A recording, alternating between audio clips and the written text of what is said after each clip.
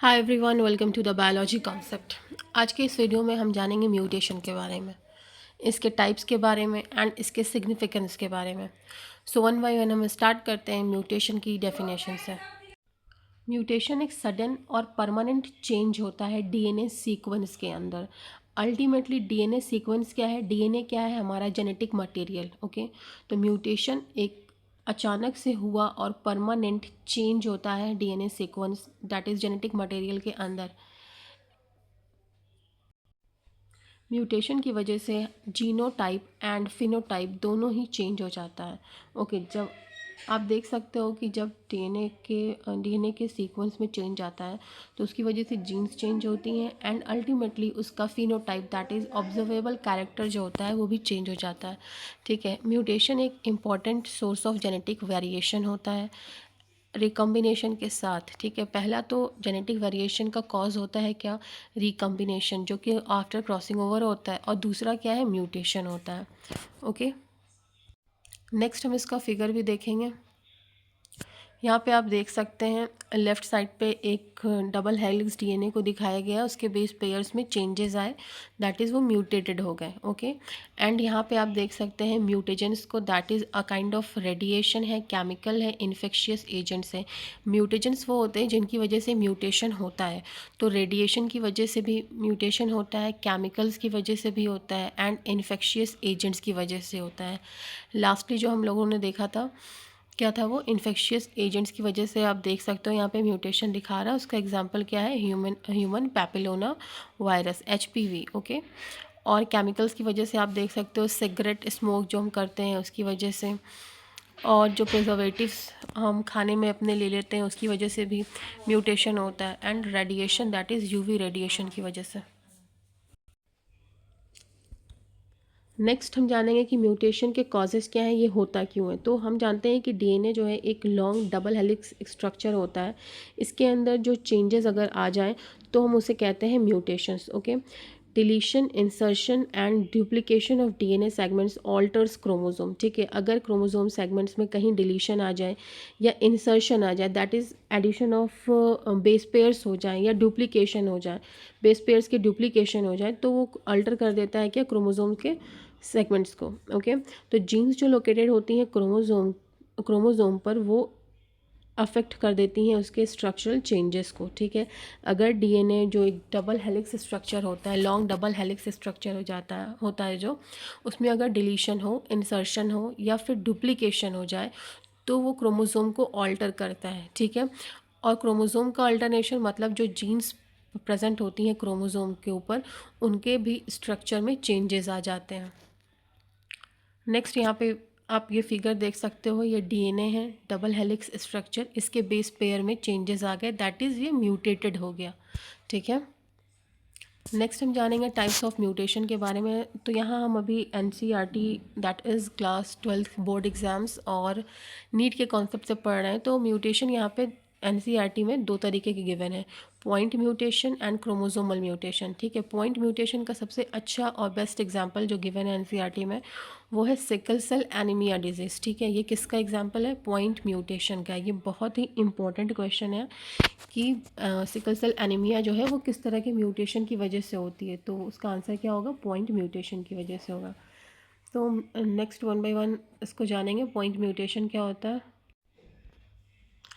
So point mutation, इसमें क्या होता है कि एक सिंगल बेस पेयर चेंज हो जाता है। ठीक है, अब पॉइंट म्यूटेशन के भी सब टाइप्स होते हैं। Substitution type of point mutation होता है, फ्रेम शिफ्ट होता है, और एग्जांपल इसका क्या है? सिकल सेल एनीमिया है पॉइंट म्यूटेशन का, ये मैंने आपको पहले भी बताया था। यहाँ पे आप जो एनसीईआरटी में एक फिगर गिवन है वो ये है कि आप लेफ़्ट साइड वाली जो इमेज आप देख रहे हैं उसमें नॉर्मल हीमोग्लोबिन है।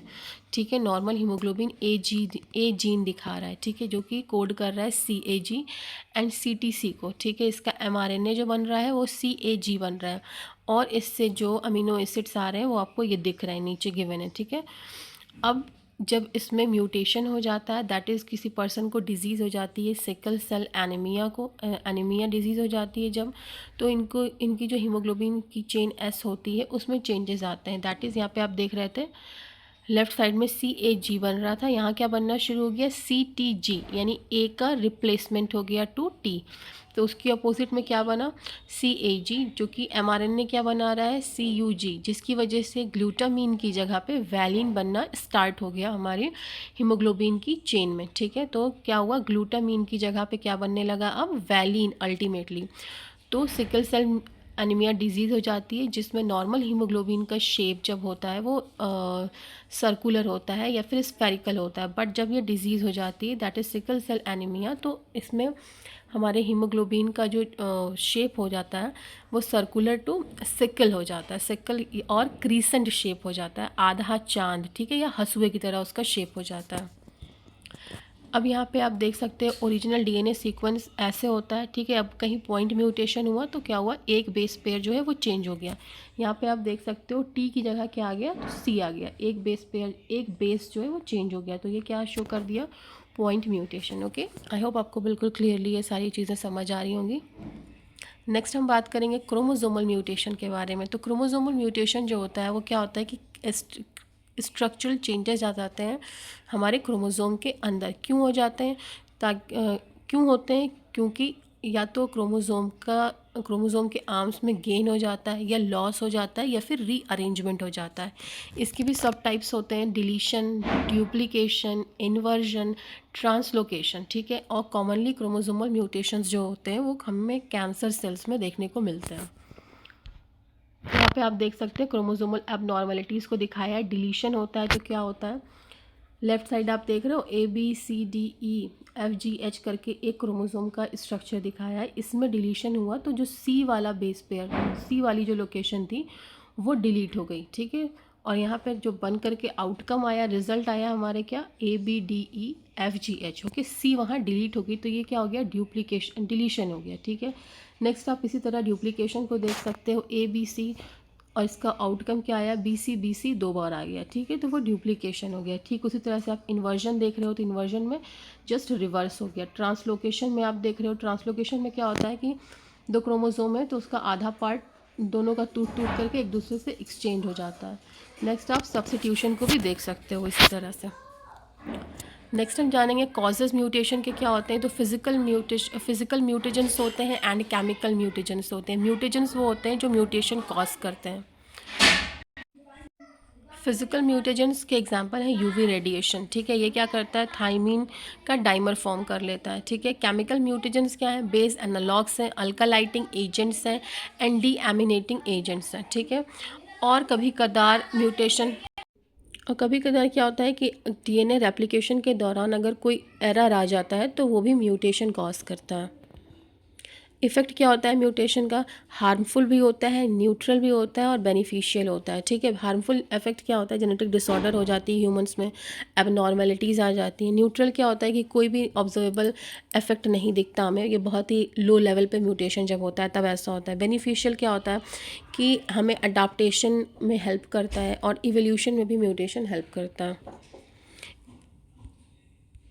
इम्पॉर्टेंस क्या है म्यूटेशन की, तो ये सोर्स होता है जेनेटिक वेरिएशन का, ड्राइव करता है इवोल्यूशन को, और ये हेल्प करता है स्टडिंग जेनेटिक डिसऑर्डर्स। ठीक है, म्यूटेशन की स्टडी करते हुए हमें बहुत सारे डिसऑर्डर्स के बारे में पता चलता है, लाइक आपका हो गया टर्नर सिंड्रोम हो गया, ओके, और क्राइडो-चैट सिंड्रोम हो गया, क्लिनफर सिंड्रोम हो गया। तो ये सब जो है जब हम स्टडी करते हैं जेनेटिक डिसऑर्डर की तो हमें पता चलता है कि ये सब भी रिजल्ट है किस चीज़ का, म्यूटेशन का। ओके, और इसका हम यूज़ भी करते हैं जिसमें mutation used in mutation breeding for crop improvement. Okay, so thanks for watching, please like, share and subscribe biology concept.